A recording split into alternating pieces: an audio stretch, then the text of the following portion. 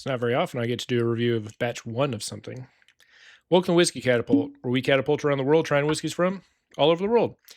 And today we're not catapulting very far. Today we're catapulting to the US, specifically to, was it Columbus? Yeah, Columbus, Ohio. This is Middle West Spirits Sherry Cask finished bourbon from their double cask collection.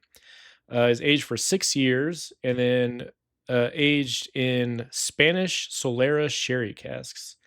Originally being matured in American white oak casks and then finished in the Solera casks. This is batch number one. It is 48.63% or 97.25 proof. Very interesting numbers to go in there. And it says it was distilled from corn, wheat, rye, and barley. So 4 grain. And then, distilled and bottled by Middle West Spirits from Columbus, Ohio. So I'd never heard of these guys before. I was in Arkansas for a wedding for my cousin and stopped by a couple liquor stores while we're there. And this one just caught my eye. I really enjoy sherry aged scotch, sherry aged Irish whiskey, Indian whiskey, a lot of different areas. I never had one from bourbon before. I don't see that very often. So I figure it'd be a fun pickup. See how it goes. That is very dark. Definitely get the sherry. A little bit of oak in there. Get a little bit of that brown sugar from the bourbon, so that's still coming through. Then there's a little bit of a raisin and a fig note.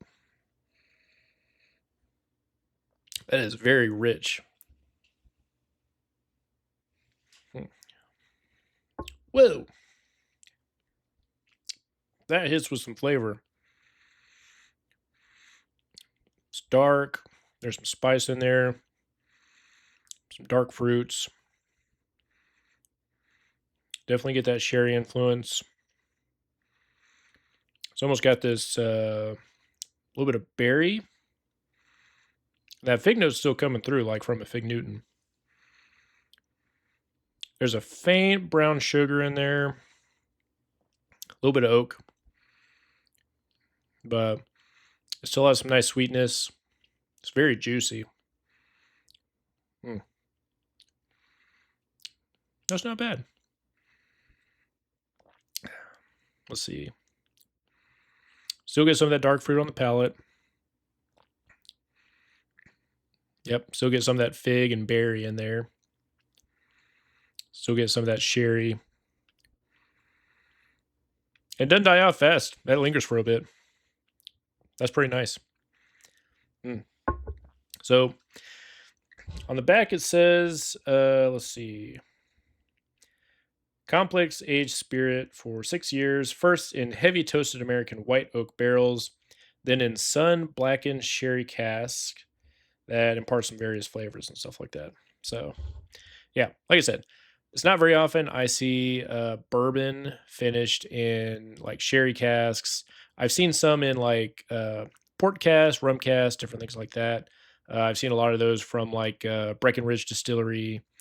But I don't think I've really seen one from sherry. I mean, it's got a really dark color to it. That is nothing to sneeze at there. That's for damn sure. But I figure I'd give it a try. I think it's been a while since I bought it. But I looked it up and they're going for about $65 roughly, at least in my area. And they've got a couple different ones from the, what do they call it? The double cask collection. They've got this one. They've got a wheated bourbon that's also finished in sherry cask. And then they've got a pumpernickel rye that's finished in wine cask too. I've heard good things about that one. Have not had the courage to purchase that one yet. I'm still working my way into rye whiskeys, so haven't felt comfortable biting the bullet on that till I learn a little bit more. But yeah, I figure worst case scenario, it makes some fun cocktails, and best case scenario, it's just a delicious trim on its own. So yeah, nose is about the same. It doesn't change much. It's still really dark. It's nice. Get that fig and berry in there. raisin, oak. Still a little bit of that brown sugar. The brown sugar comes through a little bit more on the nose than it does the palate.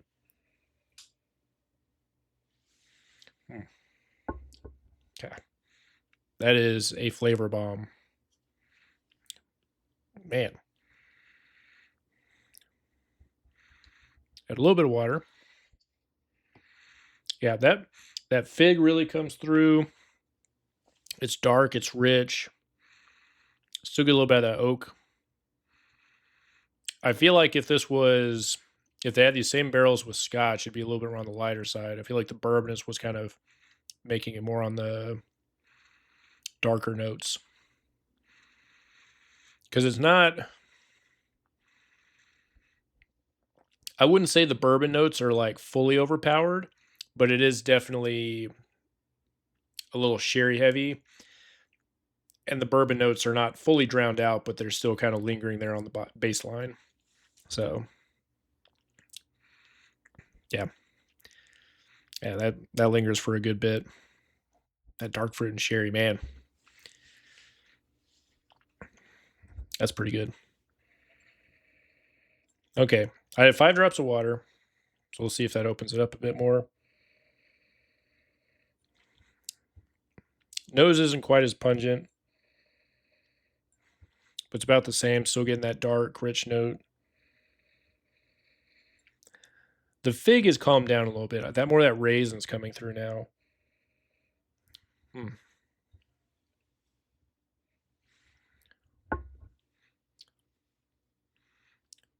Okay. The flavor itself is rounded out a little bit more. It's not quite as in your face. But yeah. That fig note's still coming through. Dark berries. A little bit of oak. Brown sugar's coming through a little bit more now. Yep. Still some of that spice.